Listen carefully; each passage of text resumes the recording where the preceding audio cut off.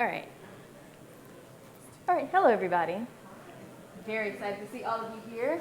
I cannot stand behind the podium, and this is really kind of difficult, so I'll kind of stand here, but it's small enough where you all can hear me, which I'm very grateful for. But I am Anisha Turner. Oh, sweet. All right, feel free to please test out and scan our QR code, because that's what we will be utilizing for the portion of this mini workshop. On behalf of multiple institutions here, Baylor College of Medicine, Texas Women's, HCC, U of H, Rice University, and Baylor College of Medicine, I will be presenting this along with my colleagues, Dr. Pillow, Dr. Ortiz, and Dr. Wilson, a mini workshop on IPE and integrating health equity within these discussions. Can you just go back to one slide? Yes. Oh, sorry. And the good thing is, this QR code is going to be posted all throughout the presentation, so if you miss it for a moment, you'll have another opportunity. But please, please, scan away. All good here? All right, excellent. So the session objectives are quite brief. First, we'll be discussing the pros and pitfalls of interprofessional education and integrating health equity within those discussions. Then you'll have the unique opportunity to participate in an abbreviated IPE activity that we host at Baylor College of Medicine, followed by being able to leave here describing some of the best practices for integrating health equity discussions within your IPE activities. So what is IPE? Hopefully you know it's interprofessional education, but really learning or educating between two professions or more. Something that we hopefully do on a day-to-day basis and we may not even notice, but is very, very important, and especially since the Interprofessional Education Collaborative has made it a focus within GME, UME, et cetera. This is about 21 health organizations that came together and finalized some competencies that are very important. Teams and teamwork, values and ethics, roles and responsibilities, and communication, and said that these are 4 competencies that every learner should have when integrating within interprofessional education activities. But in 2014, actually 2016 and beyond, people started studying IPE activities and realized there are some things that are missing. First, focusing on the patient experience. In a team, the patient is the core, but they are part of the team, and a lot of times the patient gets overlooked. Focusing on the population health and the impact of our decisions on the population itself, reducing costs, and the well-being of the care team. But what we're going to focus on today is that 5th aspect, health equity, which has been lost in the conversation for a very, very long time and has now kind of revived the focus in IPE. So out of those here today, who offers IPE within their institutions? There are 2 at Baylor who can already know the answer here. All right, we have 1, okay. What about activities with more than one profession, more than one discipline within your residency programs? All right, there's some head nods. A lot of times this exists, but a lot of people don't realize that is interprofessional education. What about integrating health equity discussions within these opportunities? There's some head nods. Okay, very good. So you all should be experts when we actually put you on the hot seat today. Any challenges that you all have encountered with integrating IPE activities and health equity discussions within those activities, within your institutions? Y'all might have already had those opportunities there. Go ahead. Oh, I thought you were going to say something. Yeah, at least in some of the times we've had difficulty with challenging discussions with multiple different learners. It's actually how the facilitators are able to manage any sort of, I guess, discussion or even conflict in discussion, how that is managed. Excellent. So what I've heard you kind of say is that seeing or facilitating those discussions have been a bit challenging, especially if we don't have the training, because this is sometimes a unique skill and something we don't get trained in medical school to have those discussions, right? So actually having the time and commitment to learning how to facilitate the discussions. These are the challenges that we've come across is, of course, time, resources, the culture. IPE may not have been, I guess, as popular, so to speak, as learning how to do a lumbar puncture or certain procedures in their curricula, right? It's considered a soft skill when it comes to communication, et cetera, and soft itself has a slight bias too, which I won't even go on that. But there's also multiple institutions involved. For us, we included 5 institutions under the Texas Medical Center, but imagine if you didn't have that collaboration already with the institution or agreement, having to reach out to other institutions. And then legislation. If you know, in Texas in 2023, our governor kind of dismantled DEI kind of discussions within schools. So just knowing your legislative the legislative state that you're in, within the state that you're in, can actually impact IP discussions. But today, what we're going to focus on is the IP activity we had at Baylor. And first, we had an exposure phase where everyone came together, we brought learners together, and they learned amongst themselves, learned what the roles and responsibilities were of each individual. So we had nurses, pharmacists, no, we didn't have social workers this time. Nurses, pharmacists, respiratory therapists, as well as physician's assistants, and they all came together and had a discussion on what their roles and responsibilities were. Then we threw them in an immersive video-based discussion, which you will have an opportunity to participate in. And afterwards, we did a debriefing where they can kind of practice some of the discussions. It was a Zoom virtual platform. We had about 5 or 6 learners per group. You see medicine, nursing, pharmacy, EMS, respiratory therapists, and physician assistants were there, but we also had facilitators from each discipline so that everyone felt that they were equally represented. You would see a video here, followed by a prompt, and at each prompt you'll have 5 or 6 minutes to have a discussion. At this moment, we're going to actually watch one of the video prompts that we hosted, and I want you to put your kind of learner hat on and just pretend that you're a learner and think about what kind of discussion you would have raised by answering this question on what assumptions were made based on the patient's care and how it affected the interactions.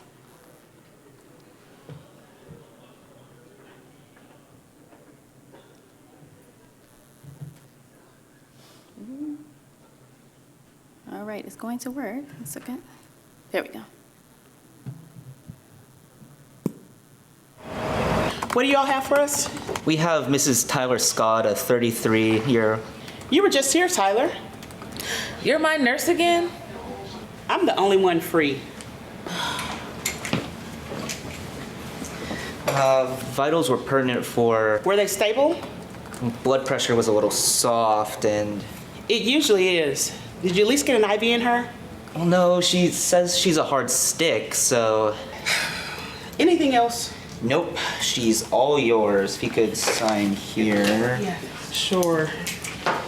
Y'all are pretty busy tonight, huh? And you all aren't making it any better. Well, maybe if you could just keep her here next time. We'll try.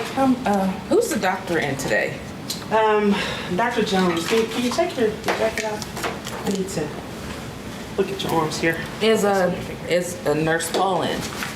He is, but he's in another room with another patient. Okay, well, I think I just tried to wait for Nurse Paul, if you don't mind. Excuse me? Well, the last time you stuck me 5 times and had Paul do it, I'd rather just wait for him to do it the first time. Fine. Is that her oxygen level?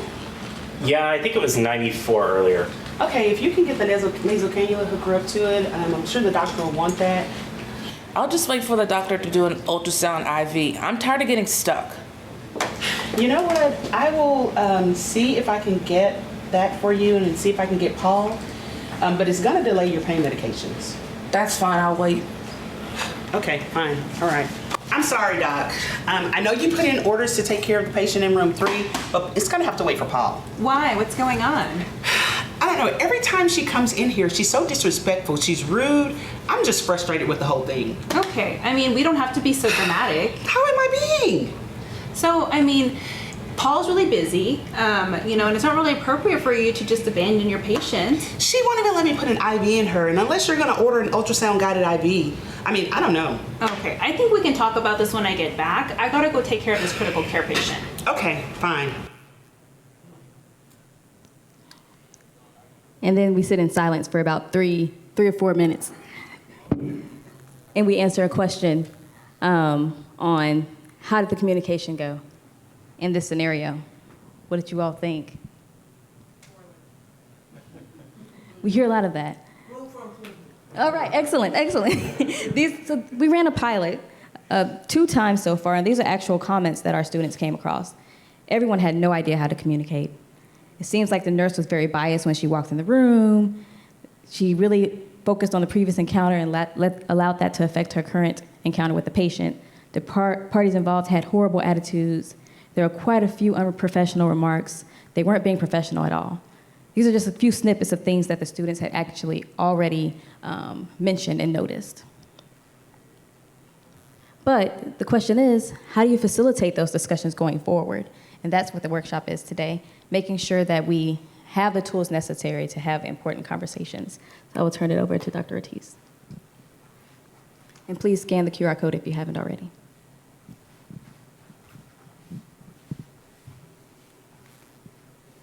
Okay, and so what we want to pivot into is like, how would we facilitate these discussions, right? There's really like unique sort of challenges that come in with facilitating a lot of these health equity discussions, and then as well with a component of having an interprofessional team on top of that. So like, how do the interactions between, different specialties work together? So there's like biases maybe towards the patient, the care team against the patient, and between the care team itself. So, and there's a lot kind of that could be, discussed with the different learners that you're using these different videos on.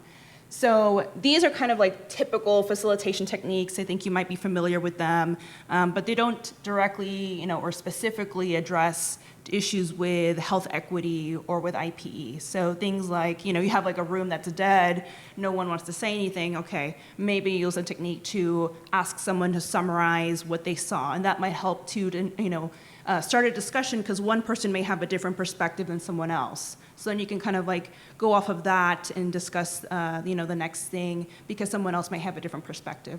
Or, another example would be observing a discussion that's already ongoing, write down a few tips from that, and then use those specific points to continue the discussion to kind of help it, be more tailored towards this health equity or IP discussion. But because there's different sorts of challenges that come up with how the learners may respond to these discussions, we want to talk about some strategies that might be more specific for that. So, thinking about the video, right, the learners may have an emotional response they want to focus on.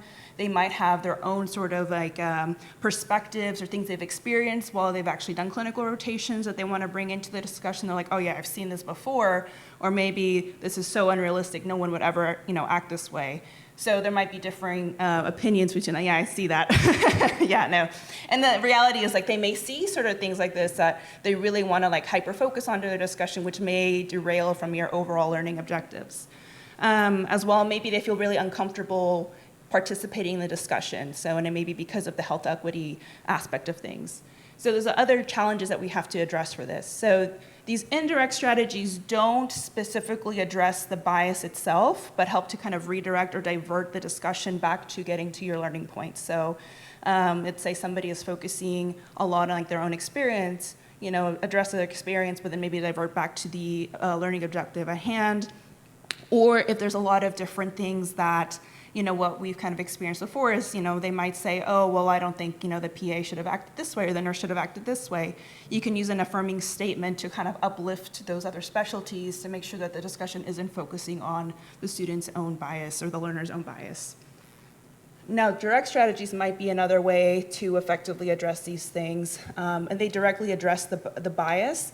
And use that bias to try to, help the learner understand where they're coming from, and to, use that perspective, the new perspective, to go back to the learning point. So, for example, reflection. So let's say somebody makes a comment, they're like, oh, wow, like the nurse wasn't, very nice, or the nurse was, coming in with a bias. You can use their own statement to help them reflect on why they thought that in the scenario. Like how would that may have affected patient care? How would that affect the care among the patient care team?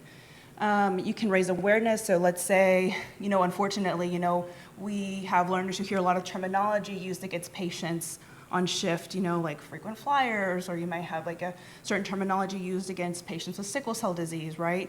So you could raise awareness by teaching them, that this is actually derogatory terms. Here's a more inclusive way of discussing patients, that would, not have those sort of biased statements in the future. You can reaffirm boundaries as well. So let's say the discussion kind of devolves to a point where now it's getting to a point where it's really not productive. You can say, okay, here's kind of where we draw the line. We won't discuss this anymore, or this is not a terminology that we'll use anymore in our discussion. So you can really draw the line with our learners. You can communicate an impact as well. So yourself can talk about like how this sort of language or these sort of biases might affect patient care itself. So kind of more directly addressing those issues. And as well, sometimes the conversation may just kind of get out of hand. It might devolve because, of course, there's a lot of emotional response. So it might be good to kind of, in a sense, table those discussions and say, we'll check in later on and discuss like why we were having this sort of biased statement while we go back to our learning objectives. So we will address it later. We're just going to not address it right now. So those are some strategies which are kind of developed from a lot of like the microaggressions templates in the past, which can be used as well in this sort of facilitation environment. So I'm going to say maybe 2 small groups, 1 small group right now. But we'll go through the activity kind of with another video, and then we'll discuss within the small group what their next steps will be with practicing how to facilitate these discussions. So we'll need your participation as some volunteers. We're going to be doing some role playing. So there's 4 roles. There's a facilitator role and then some learner roles. So does anyone want to volunteer for the facilitator role today? I think this actually be very valuable to be able to practice this skill. Perfect. That's fine.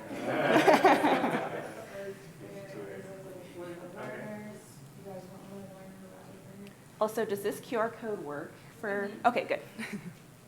It's the same as the first one? Yes, it should all be the same. It's like it should be like a large like blue PDF. This is a learner role, so there's role play. Here's your script. Yeah. That's me.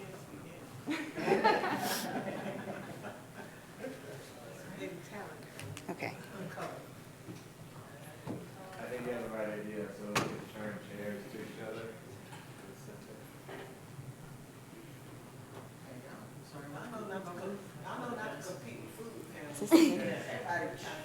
Hello, Tyler Scott. Yes. Okay, let me log in real quick.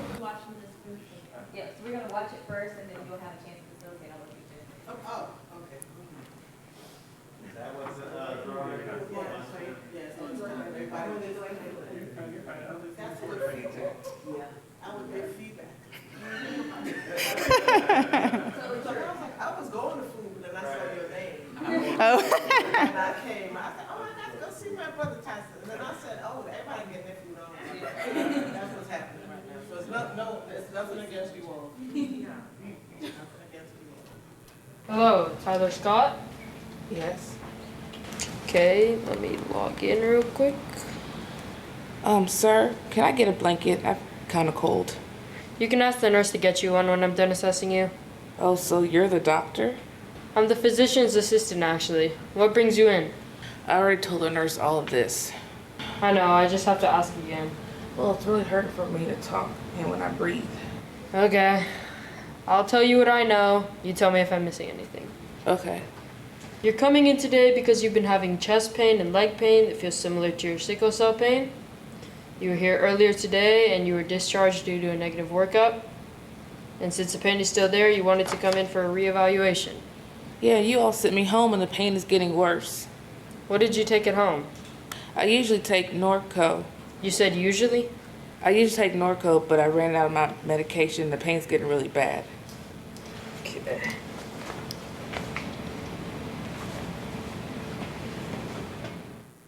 I'm hearing some bibasilar wheezing in your lower bases, so I'm gonna go order you a breathing treatment. A breathing treatment? Doc, I'm in pain. I need pain meds. Yeah, we can give you some morphine for the pain. I'm allergic to morphine. Oh, I see that here. What happens when you take it? It makes me nauseous. That's not exactly an allergy. I know what works for me. Well, I already ordered the morphine, so let's reassess afterwards. Whatever. Hello? Yeah, let me step out of this patient's room. I'll be back to check on you. I have to take this. Okay.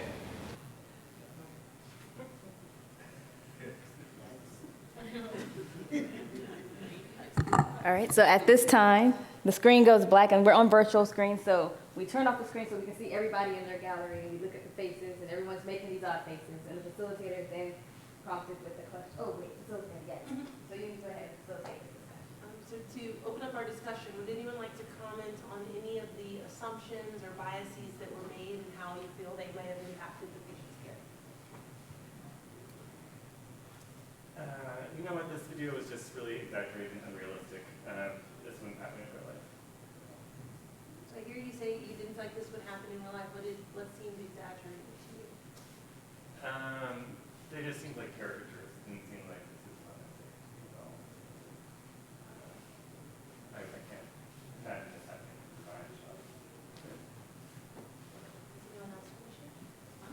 frustrated with the PA due to his statement requesting that the patient ask for a nurse for a blanket. He acts like such a task is just beneath him. I mean, I encounter interactions like this all the time.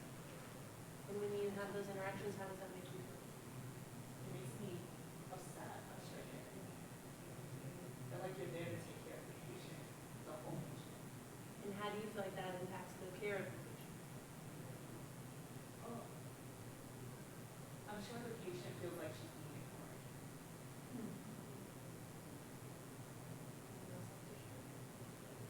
I'm very hurt by what I see. This happens all the time. It's very frustrating. What parts of this seem to happen all the time? Where a patient's complaint is ignored.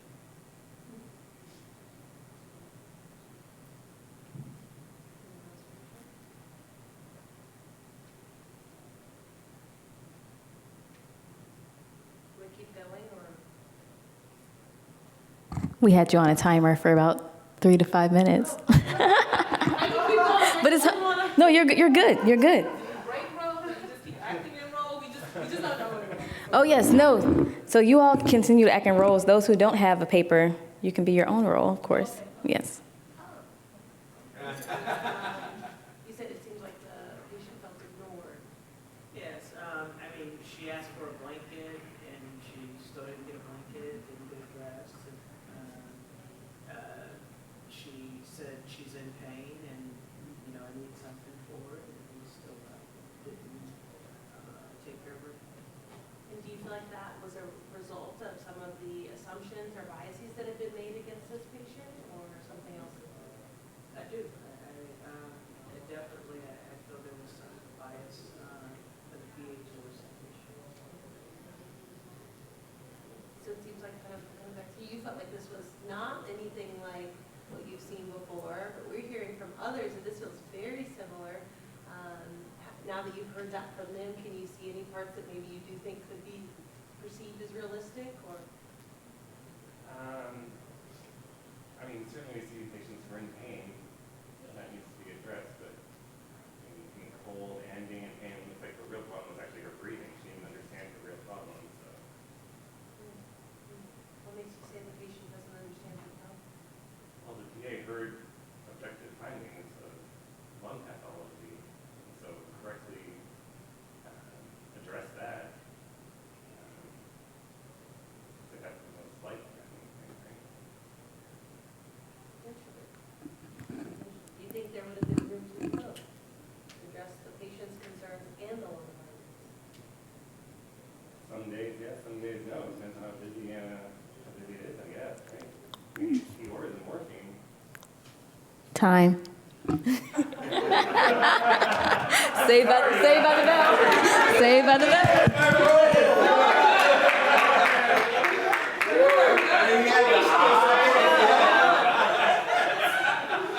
That's rough, you got it.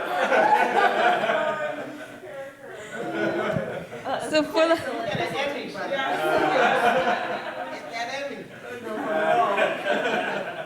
for the hot seat, how did it feel facilitating that? We'll start with that kind of discussion. I enjoyed the role. I think it was, maybe I probably could have started like knowing who I was working with. I realized that like I didn't exactly know who like my learners were in the room, and so it was hard to know where to follow up and how to follow up with certain people, not knowing kind of what their perspective was. So like, when you spoke about, you know, you get frustrated because no one feels like they can get the patient a blanket. And so if you, depending on where you're coming from with that perspective, I feel like I could have tried to go and learn more, kind of different things like that. It was also hard to know, like, not to target you and how to still, like, allow you to express your opinion. However, if that's an opinion that potentially, from an inclusive perspective, may be very biased, exactly where to cut you off or where to try to redirect you, like, you know, I don't know if we should ignore patients. So that's excellent. Those are excellent points, and that is one reason with the exposure phase why we come together in that small group initially, right? So you all get to know each other. You have an icebreaker just to kind of get an understanding so that there's more comfort in discussion. And then we have a discussion that's a bit more difficult than that. But I agree. I think all through kind of understanding each other and having a level playing field where we are is very important. Also, we really focus on, I guess, the psychological safety component of it, right? And make sure that we have some terms and conditions before the discussion even starts, level of playing field as well. What about our learners? How did you all feel the facilitation went? I think you did a good job in addressing this character. You kind of like looped back to me and said, like, now you've heard this, like, does that change? You gave me like opportunities to kind of Come around. come around, rethink about what's going on. So I think you tried to meet me like halfway. I thought you did good at this. This is looking like it's not. I mean, I think I didn't say WTF. That would have gone to the side. You have me in character. No. But it does bring up something I'm wondering. What do you all think? Like, there is some degree of characterization, right? It's like kind of very blatant and somewhat exaggerated, I think. And I wonder how that plays into the problem I see that coming from that is that at some level you're like kind of preaching to the choir, and that that video for me it was pretty black and white about like kind of the bad communication, the bad interactions, and what was going on bad, and not as much of the nuanced stuff. So I wonder, like, I'm sure like each of us saw like that was not what you're supposed to say, that was not what you're supposed to say, and so I wonder in preaching to the choir, like how you kind of like tease out more subtle things or open up discussion if we're. I presume we would all mostly agree on these things if I didn't have the script, but like how you kind of tease things out in that way. Yes, so I was kind of just going back, I guess, on how this was created. This was created on actual real scenarios. For approximately 3 months, I like walked around the apartment and listened for things, and I combined them all together into one. So it seems exaggerated because it's all combined, but these are actual instances of things that I've heard for a 3-month time frame. So sometimes I preface it with, when I'm facilitating, I do mention someone says unrealistic. Honestly, this is something that we've encountered, and this is based on real life experiences, and people are shocked, like, oh my gosh, I can't believe it, that is true. So that kind of helps a bit. When some of the nuances are very obvious, but teasing out, like when facilitating, oh, why do you think this is, goes a bit deeper. Why do you think this was said? For example, why do you think the nurse responded this way? Oh, maybe it was a bit busy, maybe she was stressed, and that opens up the conversation to a bit more of the deeper nuances. Gotcha.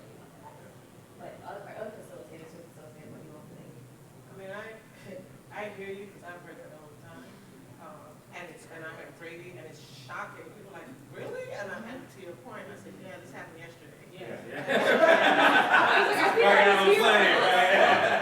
think I just saw this. Yeah. And so it's really interesting your lens, because everyone's lens is so different and nuanced. There's some people who are in the womb still with some of the stuff. And there are some people who are seasoned veterans who have clearly been immersed in it.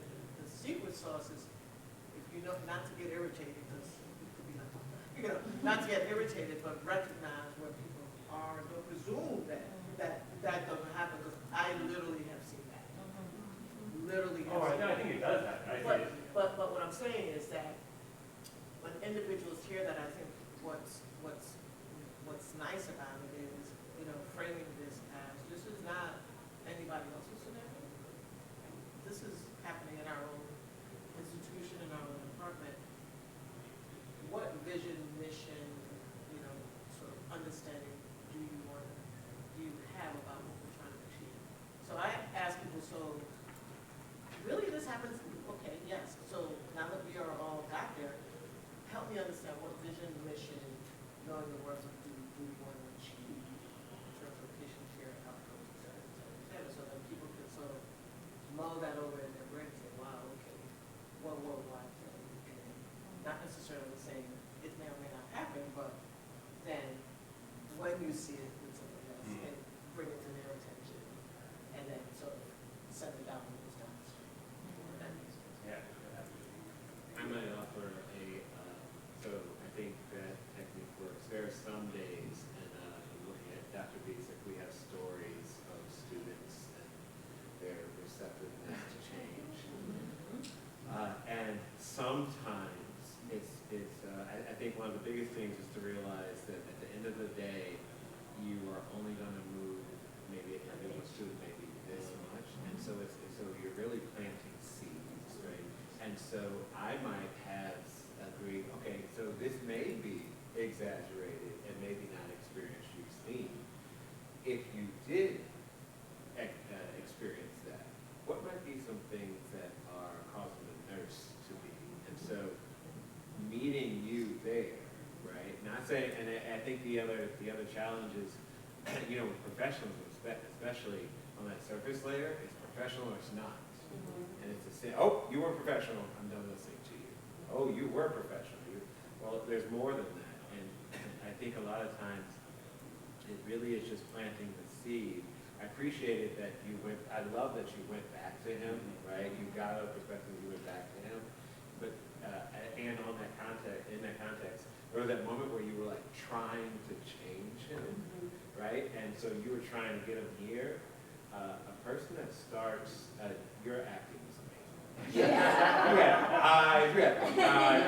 Like, I felt like you were gonna snap and like, they need to focus on the physical exam and not this pain. Like you almost said it. It's like the physical exam's real. This pain thing, like, it was amazing.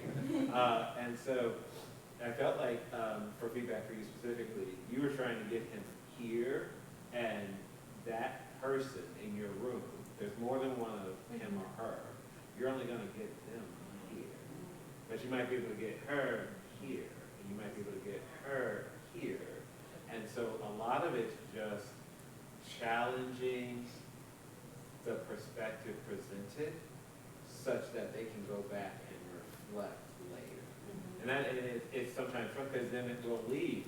We'll leave and I will have agreed this may be exaggerated for some of you. It's like, yeah, Dr. Pillow said it was exaggerated. That's not what I said, but I gave that piece to acknowledge that, validated that, so that then he's open to saying, but if it did happen, what might I do? So it's really, and I think that's why we all love it so much when we're doing it, it's really challenging to navigate. Sorry, I had a question. So when this group was assembled, was it voluntary? Was it a requirement?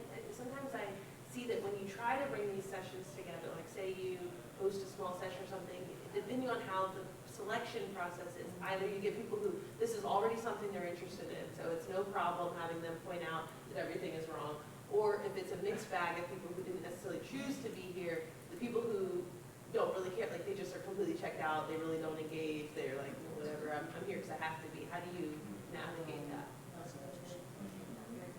So I would say this is a following this. So we have a crisis management mandatory IPX that is interspersed within our medical school. Part of the internal medicine clerkship, they have an intersection during that time where they are required to participate in activity, but it's not this video. This video was created with the understanding that it would replace the current video. What we realized is it wasn't the perfect slot for it because of where those learners were and because of our curriculum design. So the pilots that we have been voluntary. You're right. So the discussions we had during that time have been very enriching because those people are interested, right, in this actual activity. We preface it with health equity, and they're like, oh yes, I want to discuss. But in the future, it's going to be a mandatory part of the actual curriculum. So that's our goal probably in 2026. It will come, but it will be a mandatory part of the curriculum to have this discussion for everyone. So I'm interested to see how the discussion. We're in Texas too. You said how you do it? I don't know yet. We'll see. I'm in North Carolina. Okay, you feel it then. Now, we, in my shop, the ones that we just had, we added 2 last year in October and November, and those were mandatory. And, you know, some of the feedback from some of the residents were like, you know, it's my day off, and I had to spend the day doing that. Again, it's like exaggerated. And then some of the ones like, I learned enough of this already. You know, some of the feedback. One thing that we did this last time is we used circles, community circles to do our feedback. And then we actually had members of our community. So those just brought up a very good dynamic because when we had people go, does this really happen? You know, doing a community circle because we were trying to find, what is the best way to do this. So we did the community circles, coming to a big review soon. But, yeah, and so that was just really interesting, especially with community member in there. It's really hard to tell that. Well, it was, you could just see the difference in some people who probably wouldn't move the needle at all, and just to see a community member to kind of discuss and talk about as we move through. I think one thing, or two things that you brought up that are very important that I think over the years has been great for us is, like you were saying, these cases, like this is stuff from here. This isn't made up. And I think that makes it's more powerful when you're like, this is not made up. These are things that have happened. And then in some of our original ones, saying that this is an inclusive space. So not just brave, because some people are going to share and say things, and it's not necessarily safe. You might say some things that are not going to come across you. And then our Zen room was very important, having a Zen room for people who needed a moment to just kind of get from that. A lot of times that emotional part is hard to overcome. Yeah. Like you come out of this and you're just like, oh yeah, I've experienced that, or I have a family member who experienced that, or like it's personal, and it's hard to even engage in the discussions to begin with. So that's a good idea. Yeah. I have a question on that. I don't know about y'all, but I'm sure I'm hearing myself. I should introduce myself. And is, at least lately in my space, and not just on EM, but just like on the planet, everybody's on edge. I'm like, you need some CBD or something.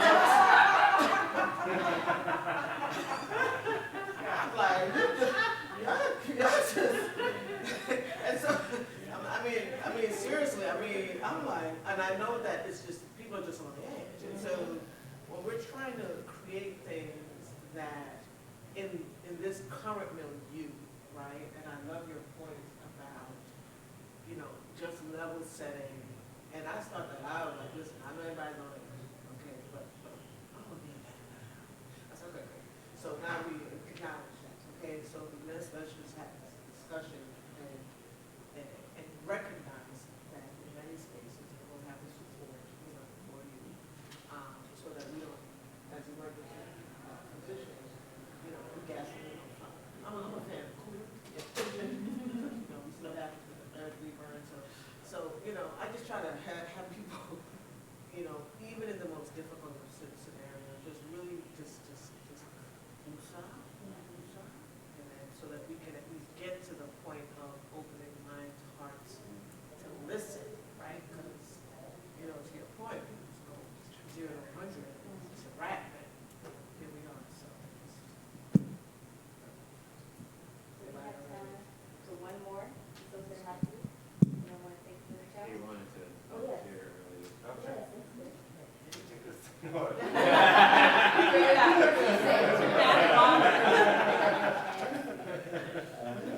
No fun at all.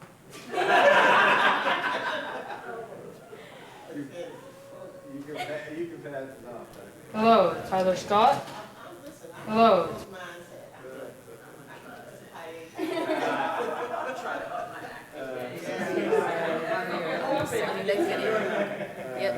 Miss Scott? Hi. Sorry. Yes. Okay. Miss Scott? Hi, Miss Scott. Hi, I'm Dr. Jones. I thought I saw the doctor. So that wasn't the doc, that was probably the PA, but we're both working together today to take care of you. Well, good. I don't want to see that PA. I told him I needed Dilaudid for my pain because morphine doesn't work, but no one was listening to me. It's the same thing that happened last time. What do you mean last time? I was here a few hours earlier for the same pain and no one addressed it. No one is listening to me. I'm so sorry to hear that. Well, maybe if I had insurance, I'd get better care. Well, I can assure you, we definitely treat everyone here the same way. But what about this? What if we just focus on getting your IV in place right now so we can get you the pain medicine that you need? All right. Since her blood pressure was a little soft, we already have IV fluids ready to go. I have her morphine here. When you guys get the IV started, it'll be ready. Morphine? Doc, you gonna change the orders? Oh yes, so we can get you what you need to actually help with your pain. Troy, do you mind changing the morphine order to Dilaudid? And initially we'll hold off on the morphine for now, and then we'll work on getting the ultrasound IV. If you say so.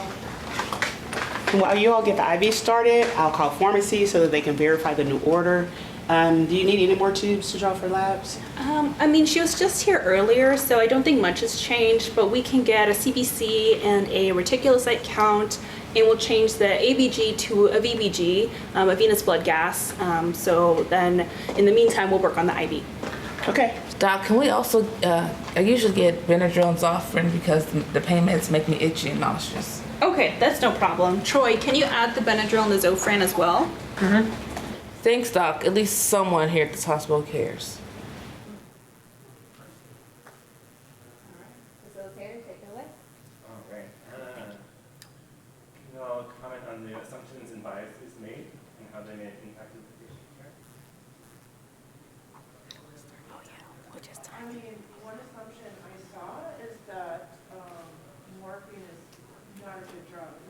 That's clearly not true. I think she was contributing to the issues that we have with opioid use in America. I mean, she should have stood firm and not been dilaudid. She should have tried another agent, for instance, like ketamine. I don't think we use ketamine enough in the emergency department, and I've seen it being really effective, especially in the medicine of patients with really intractable pain, like cancer pain.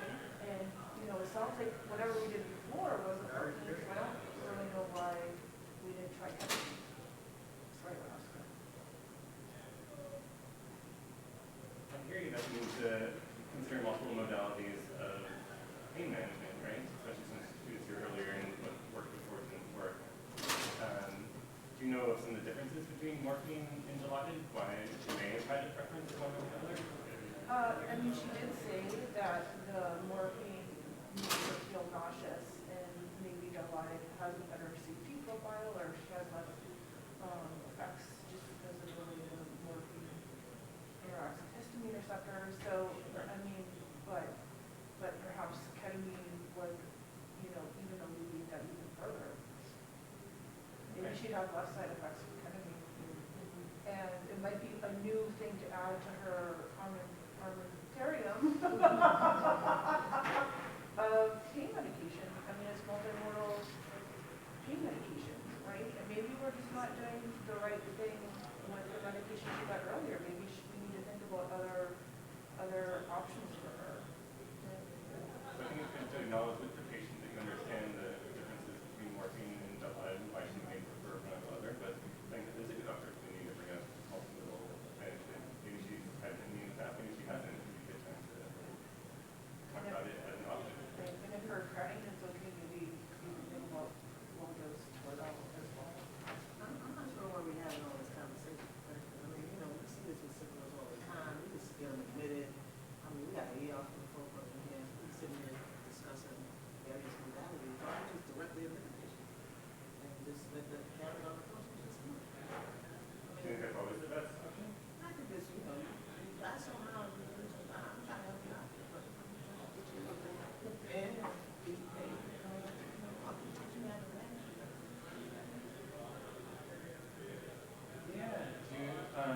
So unfortunately, some of our patients do end up being admitted to not able to control their pain in the emergency I department. agree, she was just here this morning. Like, I'm just saying. I like that you're thinking about the healthcare system and the management of the hospital as a whole, not just the emergency department. I wonder do you see any negative consequences of her being admitted as opposed to us trialing some pain management in the emergency department? Well, for her comfort level, and it seems like she's not really amenable to our care, I think that it would be wise to just be directly admitted because, you know, that third time you don't get that call that I'm not patient, that's how I'm just trying to get them admitted, and we did our little thing, let her know that she's gonna be moved on to an inpatient bed and get the care that she's seeking. Literally just to Time. I'd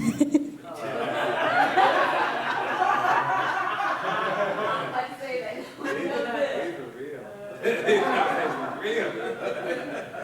How was that? Well, we have 3 minutes left. I'm going to respect that time. This how pigeonholed a lot of the learners get, right? They start to thinking about the medical things, administration, all of these, and trying to really convert that conversation to more health equity focus is what's challenging. And this shows that you can actually integrate health focus discussion in any discussion, right? It doesn't have to be as obvious, but as long as you kind of pinpoint. So for example, for you, you said sickler. Then just, oh, I realized this. You mentioned sickler. Convert it more to like health equity lens. And then you won't have to really go to the other part. That's just like, this is an idea that you're right? So that was what that piece was about. I wanted to make it more challenging. Hopefully it was for you and felt a little bit. As soon as you said sickler, I immediately had a response to, which was really fascinating. Like I literally felt like the inside of my body, like get oh, like this, and I had to like keep my mouth shut, not to say anything back to you. Well, why, you could have said, you weren't being an upstand. I wasn't, because I was kind of listening to what you were saying. And then you just feeling like, that's being excused. I was like, I was like trying to see where you were on the, like, what's happening over there? I like you brought it back to the health system. Yeah. And you made what I would call probably one of the most common challenges is we want to correct them. A lot of times you're going to have to acknowledge, right? So admitting to manage this patient is absolutely an option. Give that to them. And it doesn't feel right, but you're just validating that that's an option to bring it over to something else. Because it's like discussing anything else. If you think you're right, I've been in situations where this is an interest of ours, so you show people the same video. Like, no, there was one basketball in the video. No, there were two. They will fight until you show them the video again. Like it's their life. Which is really interesting. Once we get into our thing, like that is my perspective is right. So a lot of times for this, and I'm looking at you because you facilitated, but similarly, is you give them, you summarize, which you did really well, you summarize admitting the patient is absolutely an option to try to escalate management for X and Y. Give that to them. And then take it back. Really hard. Really hard.